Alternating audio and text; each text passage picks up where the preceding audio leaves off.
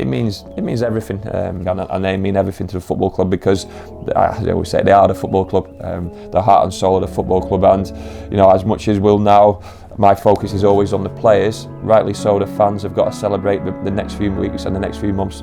They've got some fantastic fixtures to look forward to next season.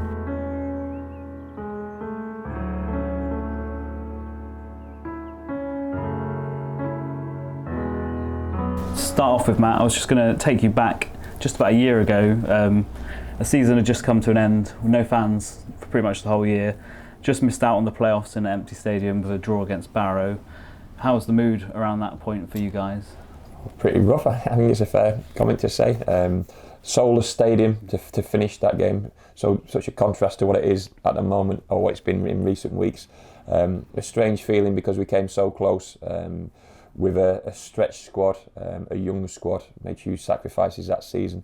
But also there was probably a sense of excitement going into the recruitment window, which we knew we were going to be naturally stronger in. We knew the profile of player we wanted to bring to the football club, but also the belief that that group of young players had a season under the belts and couldn't be classed as young and inexperienced for too much longer. Their consistency and their substance to their game was going to be a greater value than it was the previous season. And you said early after that season that you were looking for marquee signings to add to that young group. I think that's possibly a term that meant different things to different people, and probably maybe was a little bit skewed by the press and things at the time. But I mean, what were you looking for at that time? Well, I think a lot was made of that comment. Better players than what we had, better players than the level, players who've had experience of promotions. I think people expected us to sign Messi and Ronaldo and some big names in lower league football, but we still can't compete with the wages those players demand.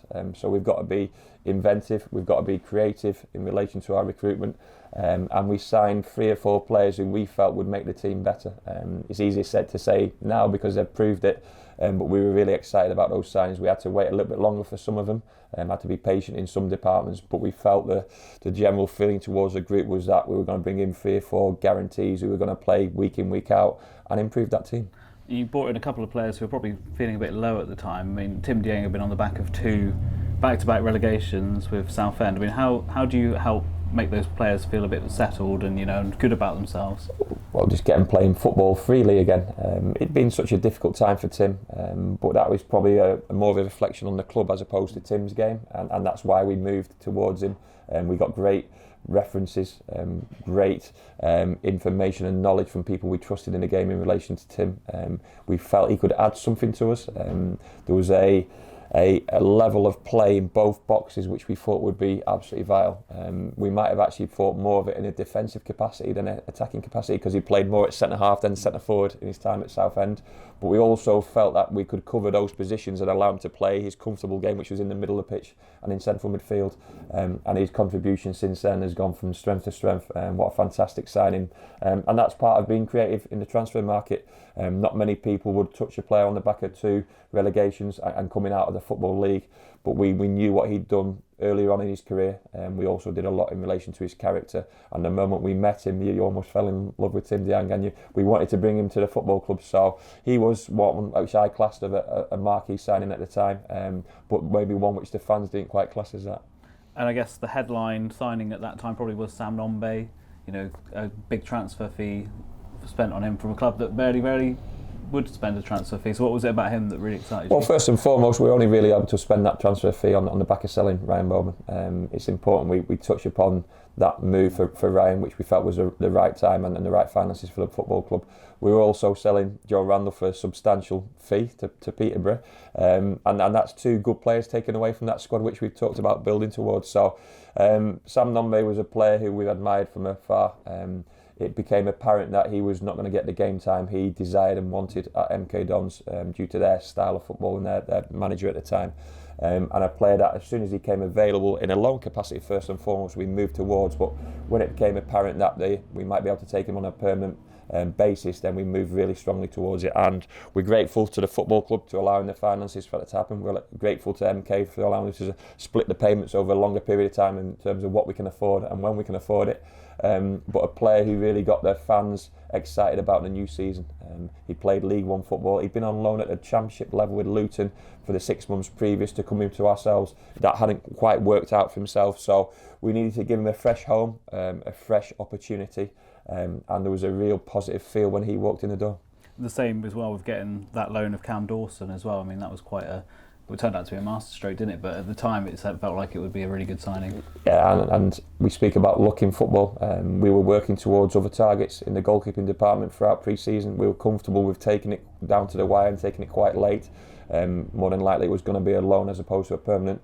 Cam's name only got put to us 10 days before the start of the season. We didn't think, we were told he wasn't available before that, so we didn't think he was available. The moment he did become available, we worked hard to get him, and we did it on the basis that he had Championship experience, not just League One experience and League Two experience, but Championship experience and Championship pedigree. And the moment we saw him, I think we felt safe in the knowledge that he was going to be our goalkeeper for the season. And he's also found a second home on the back of having a disjointed season last season with injuries, to play 45 out of the 46 league games and obviously all the cup games as well. Well coached by Scott Brown, well supported by the other goalkeepers at the football club. But we really feel he's enjoyed this season, gone from strength to strength.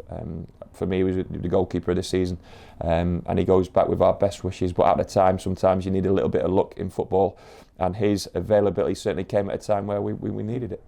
And we started the new season by, first of all, welcoming back the fans finally. Well over 5,000 were at St James Park for our opening day draw with Bradford City. I mean, at the time, I think it felt like a decent point against a team that were really top to, take the league, really, weren't they? Yeah, look, they'd recruited a manager who just got a team out of that, up from that level, in Derek Adams, a powerhouse of a team in League Two. So the expectation was there, and it was quite a good game of football. They started better than we did on the day. We got stronger and stronger as the game went on. I think Nigel missed one from 2 yards with possibly the last kick of the game. But a draw was a fair result, and it got us up and running in relation to the league. But also you sense the excitement, the anticipation, the expectation in relation to seeing the fans back. You mentioned the way the previous season had finished against Barrow, and it was soulless, and it was pretty brutal to be part of and to experience. And it was such a contrast to walk out, or for the players to walk out opening day of the season at home to Bradford, with the belief that this team could achieve something. And then first away trip was to Leyton Orient. I mean, I don't think that could have probably gone much worse than it did, really. A 3-0 defeat, Jonathan Grounds gets sent off, we miss a penalty, and Jack Sparks gets a horrible injury. Yeah, and even going into that game, we had a few COVID issues, so it certainly wasn't an enjoyable time. I think you could probably judge by the bench against Wickham on the Tuesday, even before that in the Carabao competition. We weren't quite at our strongest. We understood that. We didn't perform well on the day. We almost caught Leyton Orient when they were hot, one of the few times this season when they performed really well. But we were disappointed with our performance, and things went from bad to worse in relation to Jack's injury and Groundsy getting sent off and MJ missing the penalty. So 3-0 scoreline was pretty depressing at that point. We hadn't scored up until in those 3 games. But sometimes when you're at a low point, you really find out about yourselves. I learned a little bit more about the supporters and their expectations of this club, but also in the belief that we want to get better from that point on.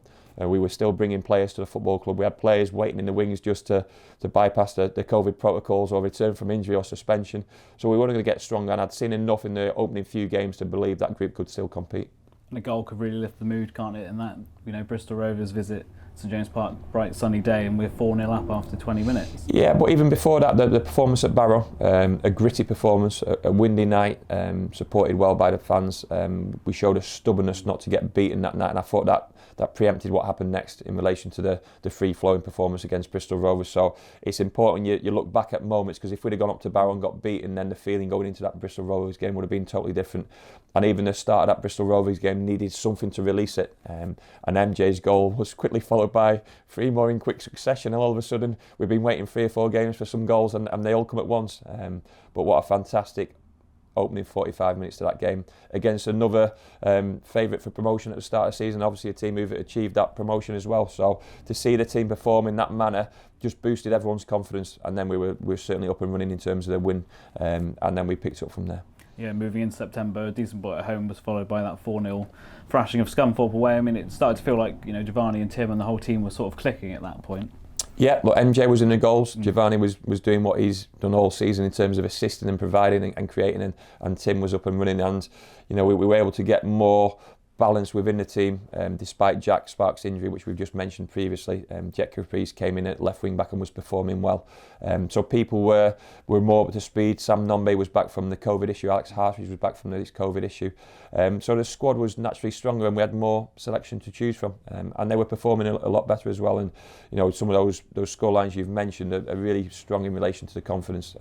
Scunthorpe lives long in the memory because we said goodbye to Dan Feasy, and we saw already a togetherness with a new team on the pitch with the scenes at the end of that game. The send off the players and the fans gave him alike was a great moment to see, and then I think that from that point on, the connection was really growing. 8 points was a good return from that month, having faced Forest Green Rovers, Sutton United and Hartlepool, a long trip to Hartlepool as well. Yeah, there's a few long trips in there. Some tough fixtures. You know, Sutton didn't surprise the league, but took the league by the scruff of the neck in terms of their style of play, such an admirable style of play. And somehow we managed to win that game despite not quite being on top of the majority of the game. Picked up some valuable points, and you know, you look back, we drew a lot of games in the first half of the season, but they were valuable points. You look at the end league table, the same amount of points as Forest Green, the same amount of wins, same amount of draws, same amount of losses. That's an incredible thing to say when certainly the majority of those draws came in the first half of the season, but they were valuable points. We weren't quite in a position to win those games at that stage. The important thing was to keep us ticking over. As you said there, October saw us hit 3 straight 2-2 draws in the league. We find at that time it a bit frustrating that we were as we were scoring goals, we were conceding as many goals. Yeah, you know, we were scoring freely, which was a pleasing aspect because we hadn't done that consistently for a long period of time. But we just needed to fine-tune certain aspects of our defensive play without taking anything away from our free-scoring football. And I felt that would come. I felt we had good enough defenders to do that. And certainly when that did come, that coincided with our strong run. And the spell was broken with a hard-fought but instant-packed 3-1 win away at Crawley as well, wasn't it? And that made us 10 unbeaten in the league at that point. Yeah, 10 unbeaten in the league. A strange game. What do I remember about that game? Going behind, where Cam came out for clearance and it got crossed in for the lad to head into an empty net. And Nigel's back pass, where it got cut out when the player was deemed to have dived, and his second yellow, and he was sent off. And then an outstanding second half performance, including our goal of the season from MJ in front of our away fans at the away end. Nothing more memorable than that, and that just kept that feel-good factor going. But you know, you look back on the season in important moments. If there'd been contact from Cam, or if the referee had given a different decision, then they're not got down to 10 men, and we're 2-0 down, chasing the game at Crawley, which is certainly not what you want to do.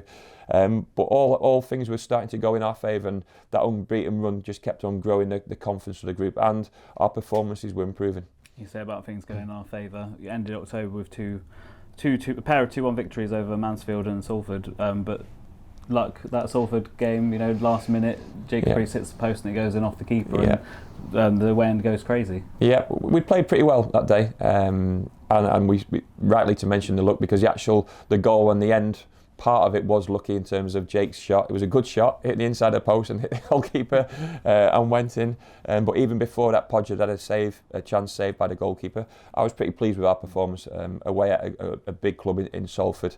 But also the amount of times we scored a late winner or had a late moment in front of our away fans. To see the scenes and to see them celebrate because of the sacrifices they make on those long journeys, and the players enjoy it a little bit more because there's almost no coming back from a last minute winner, and that moment at Salford was fantastic. We always like playing at Salford. My family are always present at Salford. I get to have fish and chips with a nan the night before, but also the way the players felt on the bus on was brilliant. I think November felt a bit like 2 months in one. There were so many games, and that was my fault. But yeah, I was going to say we have to talk about the FA Cup. I don't know how you describe it, but 3 matches against Bradford in total. Sam Nombe scores late to get us a replay at St Park. We think we've won it comfortably 3-0, only to find the next day that we're going to have to play it again. How are you feeling at that point? Oh, surreal. A strange state of affairs. Nombe's late equaliser at Bradford, where we weren't at our best but somehow stayed in the game. The euphoria of a convincing win in extra time, only to find out that the rules had been broken by myself. and we had to replay the fixture. The fact that it was replayed and we weren't kicked out of the competition suggests we hadn't done anything directly wrong. We were just poorly informed of the actual rules and regulations at that stage, including the role to play of the officials on the night, who allowed us to do it, and were allowing Bradford to do the same until it became apparent that they weren't able to do another rule as opposed to the one we were working to. And then to replay it and to get through in the manner that it did was so pleasing. Hopefully it didn't take too much out of the players to play those extra games. It felt like a slog at the time and probably some publicity for the football club, which we didn't need or didn't want, but we were still moving in the right direction and still performing well against a big club like Bradford were big moments for the football club. And obviously we had the tie against Cambridge to look forward to. There must have been a sense of relief when we finally saw them off as well in that third game. That was the fourth time we played them already and we'd only got to November. Yeah, strange. I think we were all sick of each other, in all honesty. Myself and the players and Bradford's players and Bradford's manager, and probably supporters as well. Probably sick to death of each other. But sometimes it happens in football. We can look back and smile about it now. We probably weren't smiling about it at the time. Strange set of circumstances led to that happening. But the main thing was we were in the next round. And then going back to the league as well, unbeaten run was continuing, beating Oldham, and Carlisle extended it to 15, which was a club record, I think, in the league. So it showed how good a form we were in. Yeah, but even within that time, a lot of draws were with those results. But remaining unbeaten, I keep mentioning about building confidence. If you're losing games of football, it hurts, and we've not lost many games of football this season. But if we weren't winning games, it was important we were taking points still. Some important victories over some teams who are really struggling towards the bottom end of the table. They're always the hardest ones, hard-fought games, when the expectation is almost on you to win them, to win comfortably. It never happens, and certainly never happens for Exeter City. So to keep on picking up those 3 points was vitally important at the time, and put us in good stead for the next month. Unfortunately, that run would come to an end. The first defeat since August away at Colchester on a Tuesday night as well. That was a bit of a strange game, that one, wasn't it? Yeah, it felt like we got ourselves back into it, and then a minute later and we were 3-1 down. But we had all the chances. We were hit by sucker punches. Only the 3 moments they got near to our goal, they scored 3 goals. We defended those moments poorly on the night, and the players understood that and acknowledged it. We still created enough to get back in the game, certainly at 2-1, and the feeling was we were going to get back in the game and potentially go on and force the issue. To go 3-1 down was a real sucker punch in relation to that. So we learnt a little bit more about the group and what we needed to do and certain aspects of our game and our formation and our setup that night. But we still showed we were creating chances. And out of all the performances within that unbeaten run, generally our defence had been pretty resolute and on top, and sometimes you have an off night in football. I don't think anyone probably would have prepared for how tough December was going to turn out to be in terms of games being called off for COVID and COVID in the camp, and 3 defeats in December, 2 in the league to kind of promotion rivals in Tranmere and Northampton. I guess for you and your staff it was quite a testing month.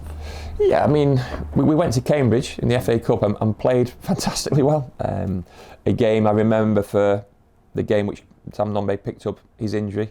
A game I remember for us really competing against a good League One team and playing fantastically well and being denied the opportunity to stay in that competition by a poor refereeing decision, one which they've acknowledged and owned up to. Does it make it feel any better? Because we all saw the tie who Cambridge got in the next round away at Newcastle would obviously been a replay to go first and foremost, but you'd always back yourselves at home in a replay. So we had to get over that disappointment, and obviously losing Sam as well. I think we were affected with Tim Diang's injury in and around that time. So the squad wasn't as strong as it has been, and we were up against 2 playoff promotion contenders in Tranmere and Northampton. And those games were certainly fine margins. Wasn't much in those games. They didn't quite go our way, but we just needed to stay level. We couldn't preempt what was happening next in relation to the COVID situation, and all of a sudden a break from the league fixtures meant we could get some time training with the group. To start with, we had sufficient numbers. It became apparent with the amount of players who actually got COVID that at times we were training with 4 or 5 players, which was surreal and strange at times, and even over the Christmas period. But we had a focus to aim towards, which was obviously the New Year's Day fixture.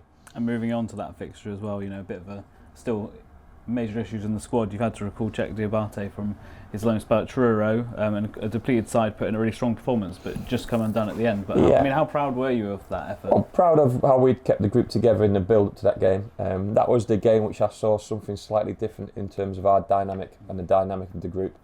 Sam Stubbs returning to game time and returning from injury, getting his first league start or first league outing, and the return of Czech Diabate. I saw a will and a desire and a togetherness in a change room I hadn't seen previously. And it was so unfortunate. I think Sam gave away a penalty with tired legs in the last minute of the game at Sutton. But we'd stood up to their physical bombardment, their style of play. Performed really admirably on the day, and I think we got a standing ovation from our away fans despite losing the game of football. So, you know, it was a strange time, and that put us in a really good position to really attack the remainder of the season, almost the second half of the season. We similar to the start of the season, we only felt we were going to get stronger from that point on. We had to get stronger because only players were coming back from the COVID situation, from illness. Sam Stubbs was going to keep improving with every game he played. Czech Diabate was going to keep on getting better, and to be able to choose from a larger group than just a smaller number was a pleasing factor going into January and February. Similarly, league leaders Forest Green Rovers in our next game, a similar kind of squad as well, but they're really unlucky not to get the 3 points, I think, in that game. Yeah, one of our performances of the season without winning a game, and that's a strange thing to say because usually when you perform so well at our level, you get more rewards than just a 1 point. But they were as flying as they could be at the time, so there was no pressure on us, and that maybe just released the players to play their more natural game. We played fantastically well in the night, and how that game remained 0-0, I'll never know. But another confidence booster that we could go to the team who were streets ahead of anyone else in the league at that time and produce a performance like we did, put us in good stead. I think we had Harrogate playing right of a back three, Czech Diabate central, Groundsley lasted a certain amount of time, so still a disjointed team to a certain extent, but we've certainly shown what we were capable of. And aside from the league, we were in Papa John's Trophy action, facing Portsmouth I think it was a Friday night, wasn't it? Yeah. That one. Sense of deja vu in that one as well. Yeah. So when we played them in the semi-final, you know, it looks like we might have been going through and then hit by 2 really late goals. Yeah, look, my only regrets from this season are those cup competitions, the bit of luck which went against us at Cambridge, and it probably wasn't luck, it was the extra quality on show from Portsmouth in the last couple of minutes to score 2 goals in quick succession to knock us out of Papa John's. A fantastic second half performance from ourselves, deserved to be leading. It never felt they'd threatened our goal in that second half, and all of a sudden to get hit with those 2 goals was a real shame for that group of players, because I spoke honestly with them after that game because I didn't want them not to achieve anything, and at that point we were out of all cup competitions, so our only focus was on the league, and it was important those players understood that we needed to find a way of winning more games of football, and certainly the more pressured games similar to those cup competitions. And then we returned to winning ways at home against Scunthorpe, featuring a pretty spectacular strike from Giovanni Brown as well, which would spark another pretty long unbeaten run. Yeah, good finish from Giovanni. He only scores certain types of goals. I want him to score tap-ins as well. I told him that today in our meeting. But, you know, similar to what I mentioned earlier, I think we mentioned about Carlisle and Oldham at the time. They're not easy fixtures. Scunthorpe came fighting for their lives, still close enough to the points they needed to stay in the league or stay close to those teams above them. So we needed moments of quality to break them down. And luckily Giovanni did that on the day with the first goal. Am I right in saying Oz scored the second goal? Yeah. That was his debut game. It was a real handful, that game. Little did we know it'd only last 15 minutes of the next game, but that's partly bad luck as well. And then moving on a little bit, but 3 points away at Swindon, coming from behind, really felt like a big moment, I think, as well, facing like someone who else is pushing for promotion. Yeah. The kind of like confidence they must have got from taking those 3 points. Yeah. Been huge. Always a special feel when we go to Swindon. We go well supported, fantastic stadium, big pitch, always good games of football, a good footballing team.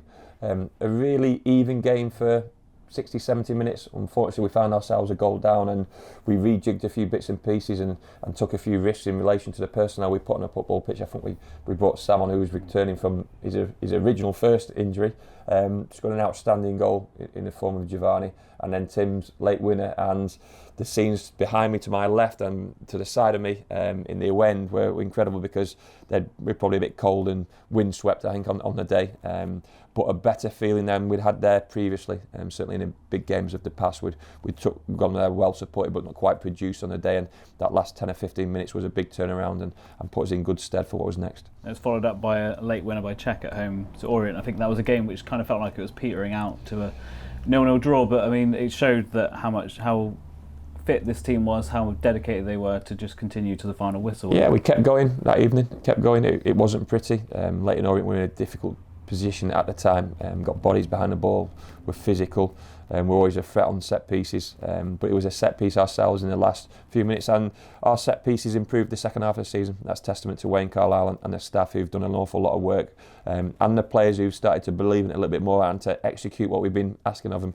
And Czech was in that floating on a moment of everything was going his way, and nothing better. I think it was a 93rd minute, possibly 93rd minute winner that evening, and there's no coming back from that.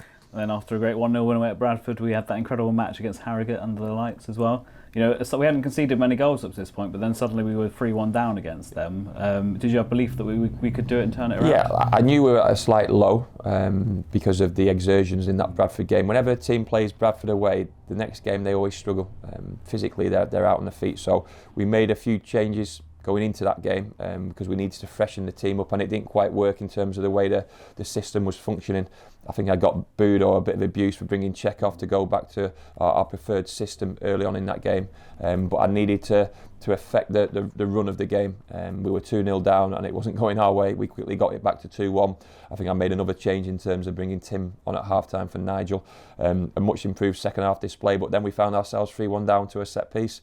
But we were creating chances from that point on. From those changes early on in the first half, we created enough chances. I don't know how Sam and MJ didn't score that ricocheted chance in the first half. I still don't know to this day how it didn't go in.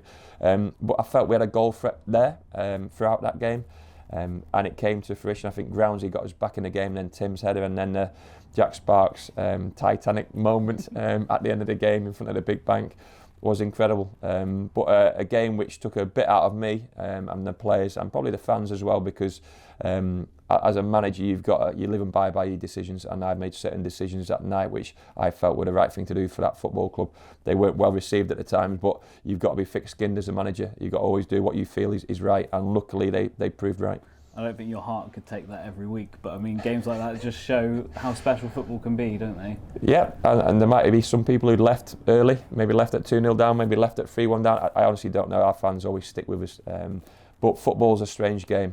I always use the example of being present at the game where Yeovil were 3-0 up and enjoying the last few minutes of a game of football, only to draw 3-3 at our place years and years ago. Football is incredible. Only football can create those feelings. The moment for Jack, the moment for the team, the moment for the fans to celebrate. It's an incredible game to be part of, and that belief in the group of players you mentioned about team spirit early on, they never stop, even when they're getting beaten, even when they're getting beaten outside, they never stop this group. I think they always feel they can contribute with goals, and that's always a pleasing factor as a manager. And the way we did that at the end of that game produced those memorable scenes. And then it was followed up with a really hard-fought 1-1 draw at Bristol Rovers, which felt like a real humdinger of a game, really, wasn't it? It was quite, a proper football match. It was full house, noisy crowd, good game of football, good quality on show. We got better as the game went on, had some fantastic chances towards the end of the game. Maybe didn't quite do enough to deserve to win the game, but certainly showed we were capable of going toe-to-toe with the promotion candidates. And that was a well-supported game, similar to Swindon to a certain extent. It felt a little bit like that, and the fact that we kept coming strong in these games and showing our worth with different people contributing. We speak about the size of the squad and different players at different times. I think Josh Coley had the best chance late on in that game, but it was us on the front foot and us trying to win that game of football. And those moments against Swindon and Bristol Rovers and the other promotion rivals, so to speak, are big, because if you didn't win the game, psychologically you've got to still show that you're outplaying the opposition at certain times. And we started March with a 2-1 defeat at Mansfield on a Friday night. Maybe we shouldn't play on a Friday. Possibly. It was important, I guess, that the lads weren't too down after that, and also it's a game where they created a fair enough chances, wasn't it? Yeah. I think Nigel Clough described it to me as the best game of football he'd been part of so far that season in terms of quality. I certainly felt that on the night. I was so impressed with Mansfield, but I was also impressed with our team as well. And 2 moments of quality from them. We've had opportunities. Their keeper, I think, was man of the match on the night, so it tells you a little bit about the game. We scored late, but it was just too late to get anything out of the fixture. But a really good reset moment for the players and the football club. We've been on a fantastic run. We weren't going to win every game, but another moment where we could build on a positive performance despite the scoreline. And it's just 4 days later, it's a perfect response. I mean, it was a fantastic performance against Swindon in that 3-1 win on Tuesday night, wasn't it? Yeah, the performances were where they need to be, certainly second half of the season, and we carried it on from Mansfield despite the scoreline. A strong performance against a good outfit in Swindon. Got hold of the game relatively early. Got ahead with balls and penetration in the opposition box, and I guess set piece was a second goal. Well, maybe first 2 goals, Giovanni's, and then Jonathan Grounds, and scored a really classy third goal. They got a consolation goal of real quality on the night, one which Cam remembers well. But another marker we put down against a promotion rival. And then a pair of wins against Crawley and Oldham, and we head to Port Vale with a team again hit a bit with sickness and COVID. I mean, how important do you feel that point was at the time? Because it was a real tough game. Yeah, really tough game, and we had a lot of games to play in quick succession, more so than anyone else in the league, due to no fault of our own. Whether it was a COVID situation which had made the fixture backlog, and the squad was wearing a little bit thin at the time. We were without our best players and our standout players, and we had to produce another performance which had stubbornness and grittiness written all over it. And Port Vale at the time were really vying for our position in the league, so we stood up to them on that occasion, and produced a strong second half and a strong finish to the game. Not enough to win the game, but kept the momentum going. I think that really set us up for April as well. Fantastic start to the month, two away trips in succession at Newport and Carlisle, and two strong 1-0 wins. But just how crucial was Podge's goal late on at Brunton Park? Yeah, those were the 2 games I look back on, and my feeling towards what we could achieve in the league didn't change, but I really started to believe we were capable of it, because we weren't at our flowing best at Newport, but we ground out a fantastic 1-0 victory, another set piece goal from Tim Diang, and then we were really fluid at Carlisle. But we didn't score, and it felt like one of those days where we, for whatever reason, we just weren't going to score.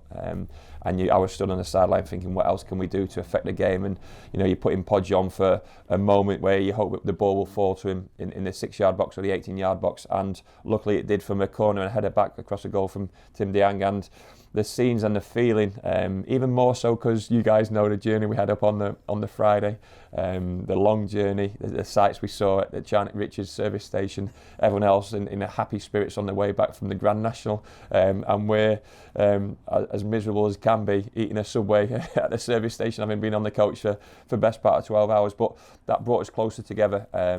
And then that built not just the momentum, but the belief that if we can overcome those obstacles, we can overcome anything. And then we hit a bit of a blip away at Tranmere the following weekend, but they just seemed stronger than us on the day and really took the game to us. Yeah, I've got no qualms with losing games of football. Mansfield, Sutton, Tranmere, they're good teams, teams who have beaten us in the past and will beat us in the future. The key thing is to stay level when you get beaten, and we felt we've done that throughout the season.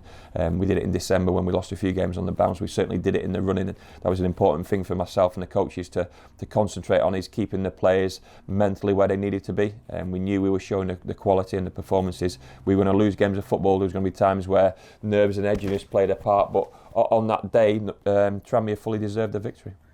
Rochdale at home, 2-0 win means that we'll go into Tuesday night's match against Barrow knowing that those 3 points will get us automatic promotion.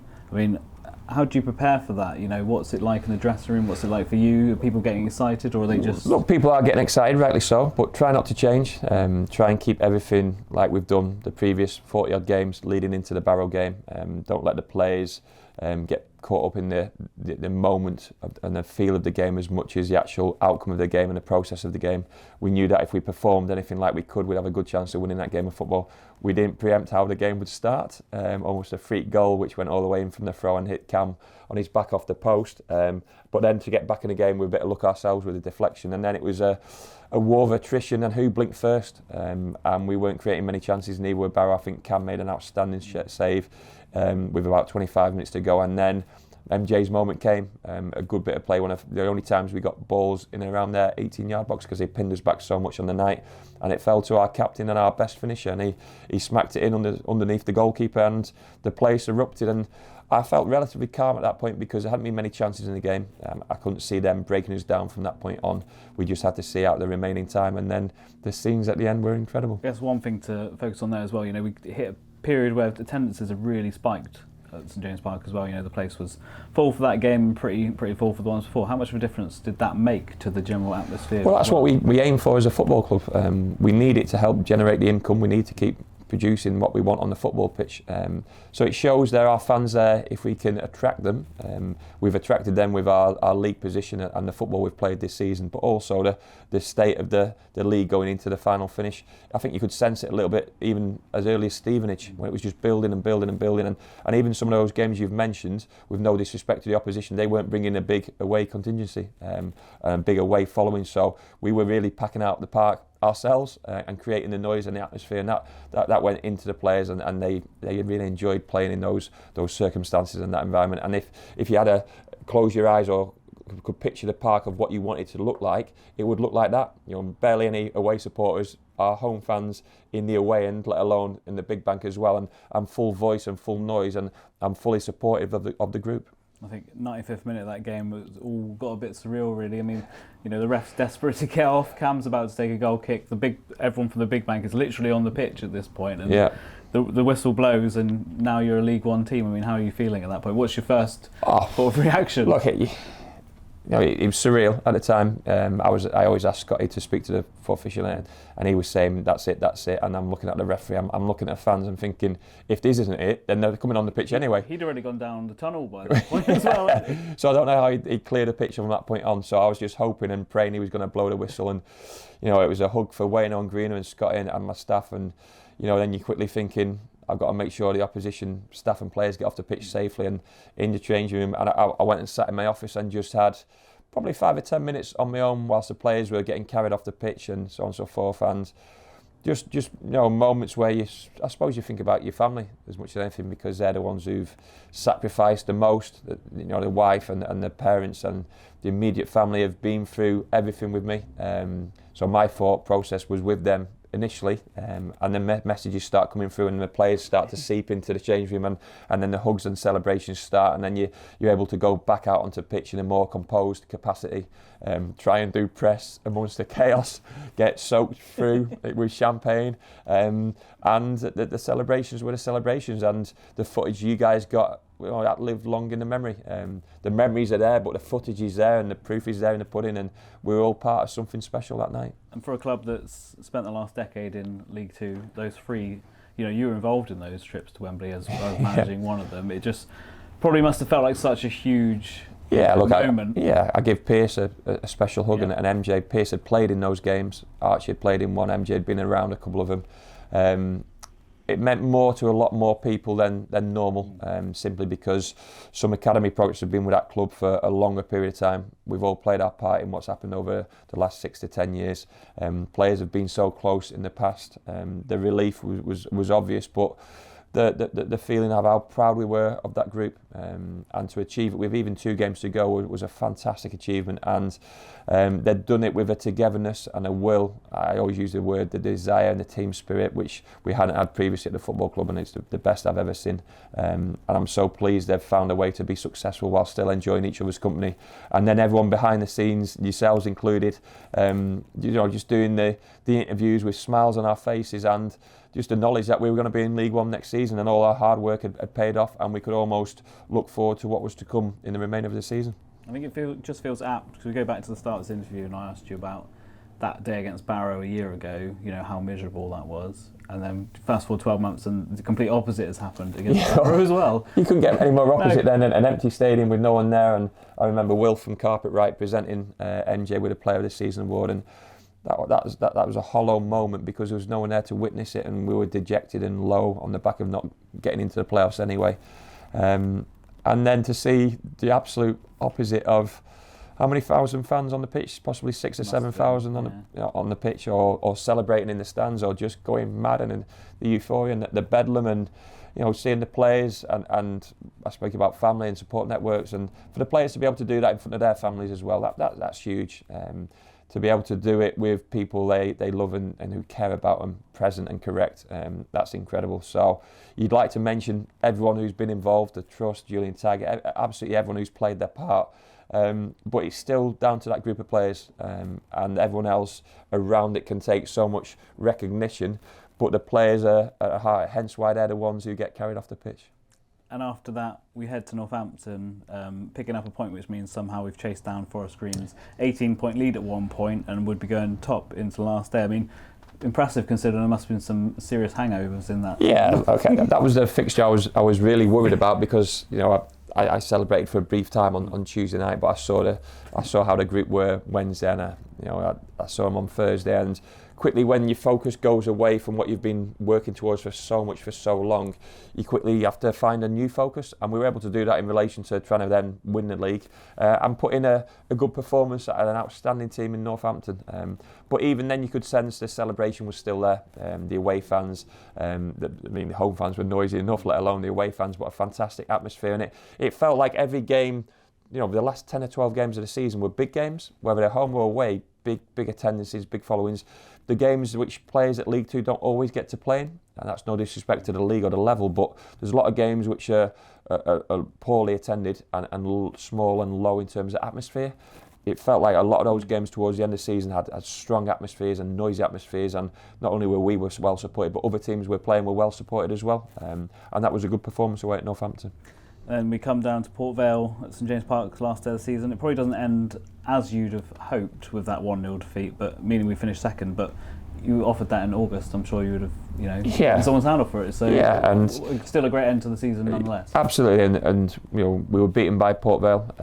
One moment of quality from their goalkeeper early on in the game, and another moment of quality from a really good player, a player who played at a higher level. To slap the ball in the back of the net for us to go 1-0 down. We didn't do enough to threaten their goal from that point on. You give credit to the opposition, we didn't really get close to their goal. We didn't quite have it in our legs, our game, and our bodies to do that, but that's probably a reflection on how much effort they put in previously.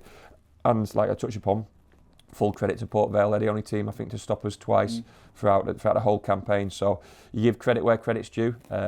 But still a time to reflect on that league table. Everything else is exactly the same with Forest Green in terms of games won, draws, losses. The only thing we've lost out on is goal difference. I guess it feels a bit bonkers to, we're speaking to the players at the end, and they all seem quite low at that moment. Oh. You think what they've achieved over the season, I'm sure that quickly went out the window. Yeah, look, that was the hardest speech or addressing of a change room I've ever had to do. Because I still felt and could see the bigger picture and what they've achieved, and as much as I was desperate to win the title, we still produced a fantastic season, and somehow I had to find them to try and pick them up. It was an impossible job. I could see it in their eyes as soon as I got in there. They were so dejected and so low. We sang something we hadn't done all season. We sang a song together. I tried to get them to smile. I still couldn't get all of them to smile, just a few of them. But quickly, I'm sure, once the alcohol played its part and once the relaxation and relief that the season was over and we still promoted regardless of that result, still proud of what we'd achieved with that points tally. Still proud that we were still joint top, just missing out on goal difference. And they had to find a way to smile again. I'm thankful they had their time away together as a group. We had our time together on Saturday night, so we were certainly smiling on Saturday night. Not so much on Sunday, but certainly on Saturday night. And then to see the scenes on the Monday was fantastic. And I think MJ said after we got promoted that the dressing room, they're full of winners in there. And that reaction shows that. It shows how much they always won in every game, and just how disappointed they were that they couldn't kind of see it off. Yeah, no one likes losing. We didn't like it last game of the season. We didn't like it third game of the season. Nobody likes losing. We only lost a small number of games in the season, hence why we promoted with a points tally that we got. But still a little bit of hurt there to lose on such a big occasion when it was in our hands in relation to achieving what we wanted to achieve for the last 10 days of the season. Not the whole season, because we were never close to it, but certainly in the last 10 days. But that was a short focus, and we'll only live a short time in our memory. Our memory is full of the success of the promotion season. Now, personally, you've experienced promotion with Exeter as both a player and a manager, and how do they compare? I'm sure they're completely different. Yeah, look, it's a good question, and a lot of people have asked me. Prouder of the managerial one. As a player, you can celebrate it more. You can be in the middle of those celebrations a little bit more. You can let yourself go a little bit more. You produce performances on a pitch which is through your body as opposed to your mind. Whereas the manager, it's all upstairs. The headaches, the selection issues, the injuries, the illnesses, the way you've got to treat staff. I feel myself and my staff have done it with respect first and foremost all season. We try to stay humble and understanding of what's needed at every single stage across the season. We've never got too high and too low. But we are enjoying this moment more than anyone will ever know, and it means more to this group. And I've had my individual meetings with the players today. I'll have the individual meetings with the staff tomorrow, and there's nothing but happiness and joy in those meetings, and also a recognition that we've all done well for each other. So whilst everyone gets the plaudits they deserve from the playing aspect, that the staff in and around the training ground and at the stadium and all associated with the football club, I've got to have a huge recognition as well. You say yourself, I'll be careful how I phrase this, but you say yourself you're not that emotional of a person. You keep yourself together very well. You're not the kind of manager that's going to be bombing it into the big bank after we've won 1-0 sort of thing. But we could see, after Barrow, everyone could see that. Just that smile on your face just said how much it meant to you. It means everything. Not a lifetime's work, but a small part of my managerial career has gone towards getting this club promoted. I felt we had a fantastic, I've said this before, but a fantastic chance of doing that in my second season. Luck was against us. We weren't quite good enough on the day at Wembley, and then to rebuild another team. I've almost built 2 teams in my time at Exeter City, and the second one's achieved what we've wanted to achieve for so long. But testament to Paul Tisdale and all the staff previously in relation to the building of the 10 years going into the moment we've got now. A lot of hard work has gone on behind the scenes, and like I say, you mentioned Julian Tagg and everyone associated with the board as well. I've had fantastic support, and the support of the fans as well. I'll never be one, like you talked about, to over celebrate, because I always feel that's disrespectful to the opposition, and you've got to celebrate at the right times, and hopefully I've been able to show my appreciation with the lap around the park, and obviously on the team bus last night as well, and I'll always do that as much as I possibly can, and they mean everything to the football club, because I always say they are the football club, the heart and soul of the football club. And as much as we'll now, my focus is always on the players, rightly so. The fans have got to celebrate the next few weeks and the next few months. They've got some fantastic fixtures to look forward to next season. It's got to be nice to hear Super Matty Taylor being sang on the big bank as well. Yeah, as long as there's not too many swear words involved. My young niece was at the game at the weekend, and I think she's picked up some bad habits, like all youngsters do. So we've got to be as respectful as we possibly can. It's a catchy song. My mum sings it all the time. Sometimes she can't get it out of her head. But it's great because you can change the lyrics like we did on Saturday night for Wayne Carlisle and then no one needs to know about Mark Jenkins and for yourself at some stage as well. So it is a great tune, because changing the words is fantastic. You can probably do that for the players as well. But that's the appreciation the fans. Look, hopefully they appreciated what I did for the club, or what I tried to do for the club as a player. I gave everything I possibly could. I left on good terms, and whatever the future holds for Exeter City and myself, I've given absolutely everything again. And how would you list this in your career highlights so far? It's at the top. It's at the top because it's my first one as manager. The promotions as a player, luckily 2 with Exeter City, and then 1 at Charlton. And then the FA Trophy win there at Bursker as well, as a goalkeeper, lad, was pretty special to do that alongside my brother and for my hometown club, so to speak, where I went to school and so on and so forth. Incredible. I've been lucky and blessed in relation to what I've achieved in football. Even more lucky because I only came into it at the age of 24. So I've just turned 40 this year. I'm in a fantastic place. I'm at a fantastic club. My home life is better than ever. We've got so much to look forward to behind the scenes. The wife's expecting a baby as well. So I couldn't be happier with what I've achieved, but what we've achieved collectively. And I always mention that support network. We're just looking forward to what's next. I guess it'd be rude not to mention the team behind you as well, or around you, I should say. Your coach and staff have had such a huge impact, and the likes of Connor and Gareth and everyone keeping the players fit and making them stronger throughout the season really showed with these late winners and everything. Yeah, they're the best it's ever been, and they are the environment. They set the standards, and the players fall into line as best they possibly can in relation to that. And there's been an element of respect which has underlined or underpinned everything we've done this season. Respect for yourselves and your teammates first and foremost, but respect for your job and your role and responsibilities. Everyone says it's the best it's been, and that's an easy comment to make when you win, but we were also saying that when we weren't winning. I couldn't be proud of what that group of staff have achieved, and they've got bright futures in the game, and should only go from strength to strength as well. A lot of those staff we've mentioned have played their part in the academy. They know what the club is all about. they've come through with those young players, and those young players have got a promotion along with the staff as well. So many of Dan Green's under-18s team have been on the pitch this season. We've sold some of them, we'll sell some of them in the future. He's had a big part to play, as has Wayne Carlisle. Special mention to Marcus Flitcroft. If anyone got the recruitment right this season, it was Marcus. He's a sought-after man in the footballing world, because people have admired what we've done this season with the finances and the restraints we've had and the team we've produced. And there's so many people that I should be mentioned with. Kit Lady Sue, you mentioned Gareth and Connor, Andy Gillard as club secretary, or our secretary at the training ground, all the interns, you guys in the press, everyone at the stadium. Hopefully we get a chance, and this is my opportunity to thank them for their efforts. Tell them to go away and recharge their batteries, because I'll need them and the club will need them more than ever in the future. And one thing we really knew this year was the supporters. It made such a difference. You look at the numbers on the road throughout the whole season, and you know the attendances, just the way they spiked from this season, it made such a difference, didn't it? Yeah, look, it helps when there's success on the pitch and there's a good product on the pitch. It helps you've got a pitch able to play good football on. We've not really mentioned that. You know, Chaz and his ground staff team, they've got the accolades in terms of the recognition for those awards, but that's helped massively. People would have been sick to death of me talking about the pitch. You guys asking me about it and me talking about it for years and years, and probably tis before that, but the certain type of group we are and players we've got, the pitch is so important, and it took us so long to invest in, and there's no surprise we've had success on the season we've invested in the pitch, and they've managed to keep it in fantastic playing condition. We've finally got a pitch and a stadium to be proud of. Everything's going in the right direction in relation to the training ground and the investment behind the scenes in the football club, and the fans are everything. They will stay our everything throughout, no matter what happens in the future. The numbers away from home and the sacrifices and the commitments they make financially is absolutely huge, and we appreciate that so much. And then to see good numbers at the park, that's always a reflection on what you want to achieve as a manager in a football club, because they're your home fans. Our home form over my time as manager has been pretty strong, and hopefully that will continue. It's certainly been strong this season.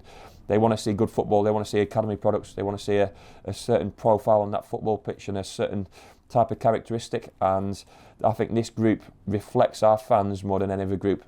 I didn't get a chance to see the promotion team, was it 89, 90 at that promotion team, but I'm pretty much sure that group of players who achieved promotion would have reflected the fans that season. I'm pretty sure this group of players have reflected the fans. Going back to Chaz quickly, I think we found a bit of an icon in him as well. I mean, I think he's almost had more airtime. Well, it was said on the bus yesterday, if I ever leave, then he's next in line for the job, simply because he looks so smart in his shirt and tie. Fantastic to see. So he's got managerial credentials. But the star of the show, I suppose, even managed to get on the front of the programme. When I do my bits and pieces pre-game, I listen to his catch up with yourself, Craig. Always an interesting insight in terms of what he had for breakfast, first and foremost, what he's had for a mid-morning snack, and what he's done on the pitch. What an absolute superstar, and Pat and Mark along to boot. And we enjoy coming to work, and I'm pretty sure they enjoy coming to work, and they're a separate team but still part of the bigger picture as well, and they've had the support investment they needed to be able to achieve what they've achieved this season. And there's so many unsung heroes, because Chaz has had the limelight, but there's so many people we should be mentioning, but everyone associated with Exeter and anyone who wears the badge should be feeling incredibly happy right now. Just to finish off, after that Port Vale game, it felt like Monday was the perfect send-off really for the season. Everyone celebrating, thousands in the high street, smiles on all people's faces, and it just felt like the perfect end. Yeah, some worrying times when the bus kept on stalling. I didn't know if we were going to make it to to where we needed to get to. So I was certainly nervous stood on the back of the bus. I was nervous for things getting dropped off the bus, phones, beer bottles, cans alike. But just great to see so many people so happy. And to see them out in force in the city. We are a city centre club. We know we speak volumes at length about our supporters. We are at the heart of the city and the heart of the community. And obviously the Mayor spoke about that when she addressed the fans and the players inside as well. And in terms of the local economy, the community, the feel-good factor in the southwest, we've got some fantastic local fixtures to look forward to. We've got an incredible rugby team at the top of their game, and all of a sudden we've got League One football as well. What else can I say, really? I think we finished it off there. Thank you, Matt. Brilliant. Thank you, gents.